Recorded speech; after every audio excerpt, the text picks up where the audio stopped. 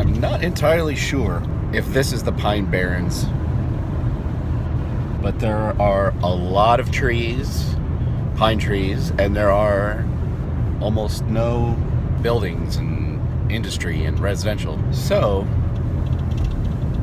I wonder if the Jersey Devil is out there somewhere.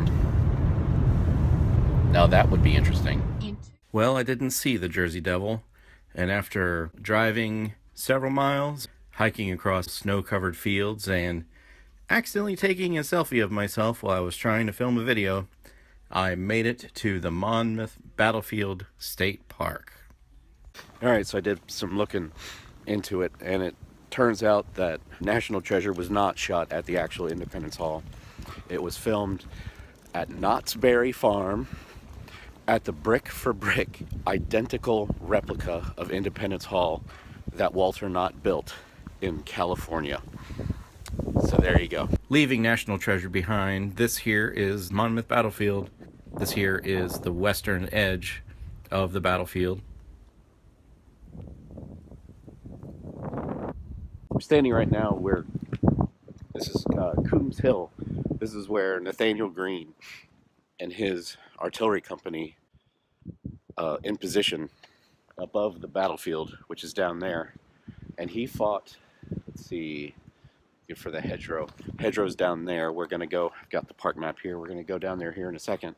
So he faced off here against none other than Lord Cornwallis, who, if you remember from my Guilford Courthouse video, these were the two chief protagonists at Battle of Guilford Courthouse. So let's head on down the hill, hiking through the snow. I'm wearing the complete wrong footwear for this adventure. You can see the hill up there behind me where those cannons were placed.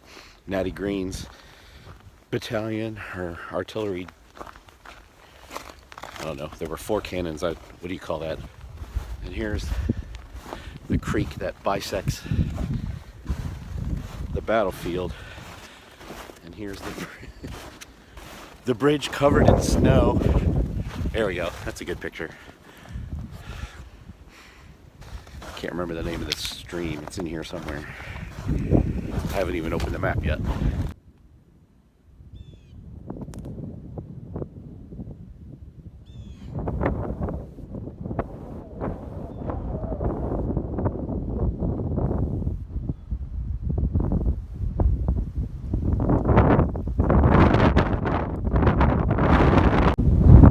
I have to forego some of this hiking because it is getting pretty windy and cold out here.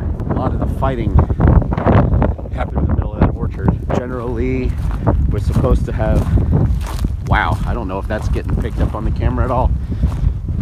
General Lee was supposed to have attacked the retreating British supply train. You could hear the snow blowing across the ice. Unfortunately, he did not bring his full complement of soldiers that he had under his command, and the British General Clinton turned around and brought his entire army back and drove Lee off, and then various retreats and whatnot.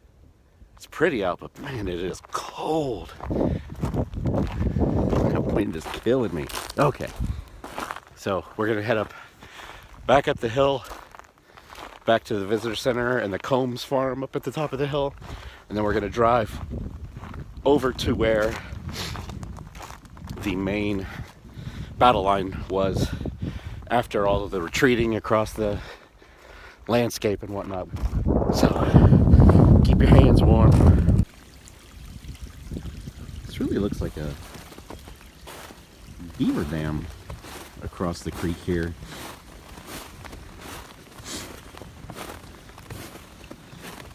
Blocked it all the way over there. Except I cannot find a beaver lodge anywhere out there.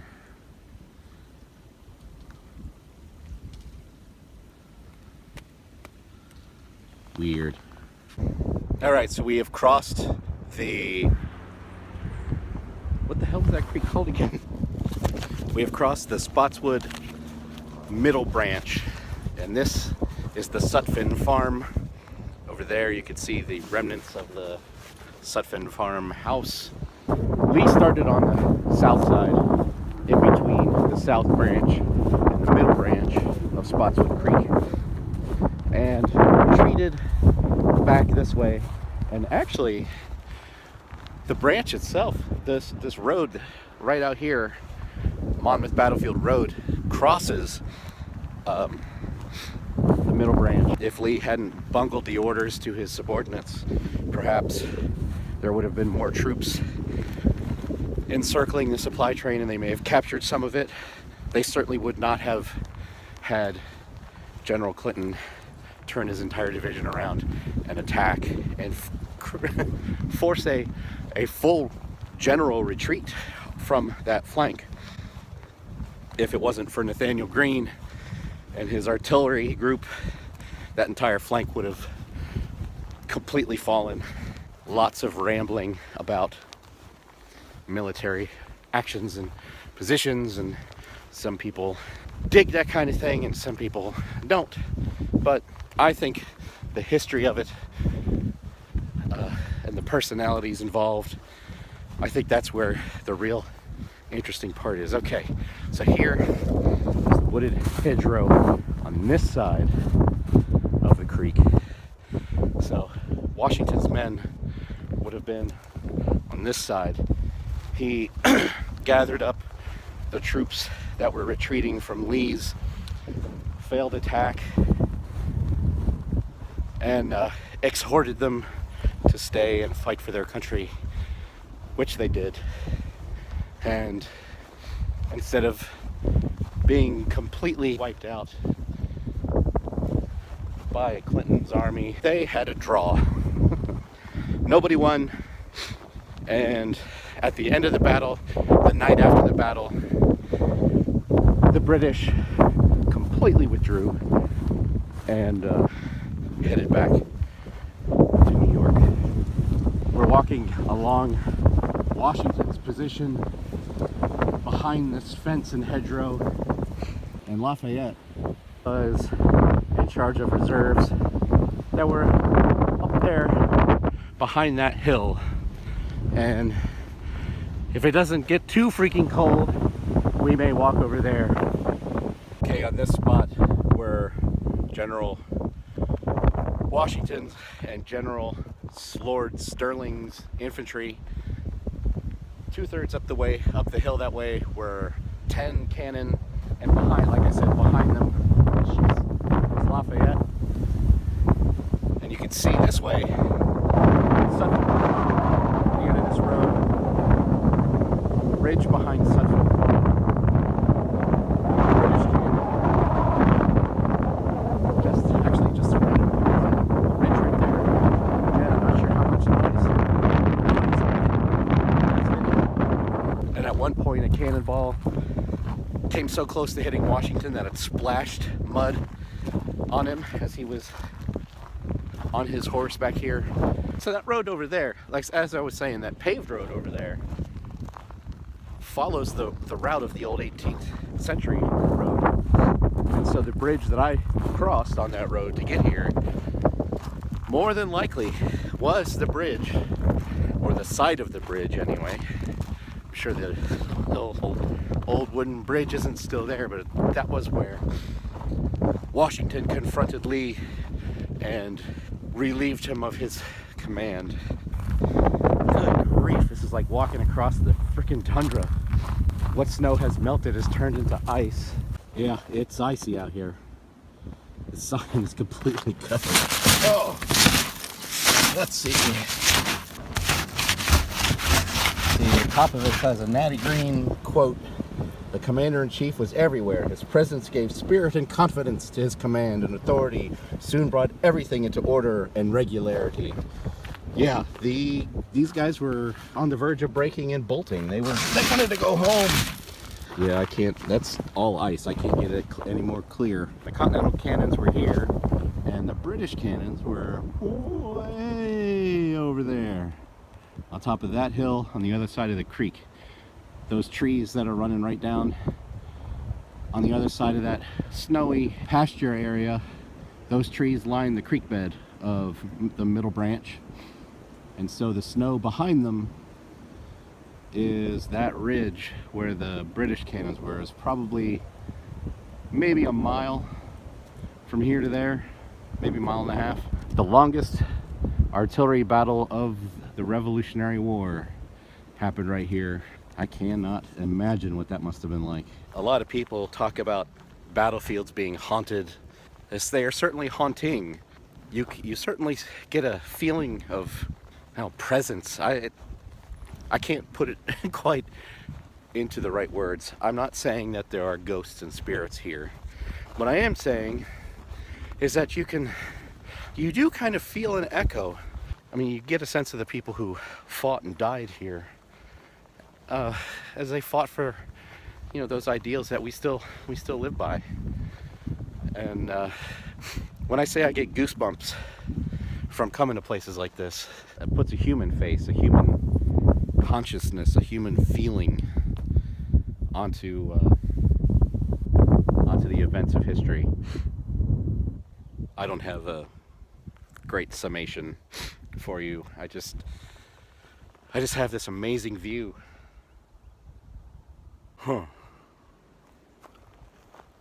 I am not lost. I'm just a little confused. There's a path that goes down this way through the trees, and then there's one that goes this way along the trees. I know on this side of the ridge is where Lafayette's position was. I'm going to go through the woods. There seems to be a fair number of footprints through the snow here. I'm taking that as a positive sign. Here we go. On this hillside back here, this is where a bunch of the reserves were. This battle was fought in July, so the heat here was oppressive. It's estimated that as many men died just from heat exhaustion and dehydration as, from muskets and cannons. There's a spring right down here in this valley, which you can't see because it's under the snow, unfortunately, where many men basically refilled. Unfortunately, the men on the other side of the hill didn't have access to this water. There was a lady here named Molly Hayes who had accompanied her husband with his artillery unit, and she is now known affectionately as Molly Pitcher. She ferried water from the spring here out to the men along the lines, and because of her service here, she was actually awarded a Revolutionary War pension. When she passed away, she was given a full military honors funeral. In fact, there's a sign that indicates where the cannon that her husband was assigned to, and she also fought in the battle. During that huge cannonade, she and her husband were at the cannon on the far left, and she would go to the artillery wagons, pick up shot and powder, and bring it forward for the artillerymen to load and then fire. So she took part in the fighting, as well as making sure that the men were taken care of and had plenty of food and water. Why do I keep? Well, it's the allergies is what it is, and the cold and the sinus infection probably that I have now. We'll walk up here to Molly Pitcher's position, Molly Hayes's position, the cannon where she fought, and then I think that will wrap up our time here at Monmouth. It's beautiful, but cold out. Okay, returning back to the artillery line. I'm walking to the end of the line where Molly Hayes and her husband would have been positioned for some orientation. That over there is the Sutphin farmhouse. You can see right in front of us the hedgerow, and right here where I'm standing is where Molly Hayes and her cannon would have been. Molly Hayes, hats off, raise a glass. History is not made just by great men, but great women, brave women as well. I'm gonna walk back down the infantry line. I'm gonna soak in some of general Washington aura, and then head back to the apartment because we're having dinner for Will's birthday tonight. So anyway, thank you for joining me. I don't know if this is going to be the last part of the video for today, but remember, you can find adventure anywhere. I want you to get out there and find an adventure of your own. And if you want to keep up with our adventures, make sure you hit that subscribe button. Thanks. We'll see you next time.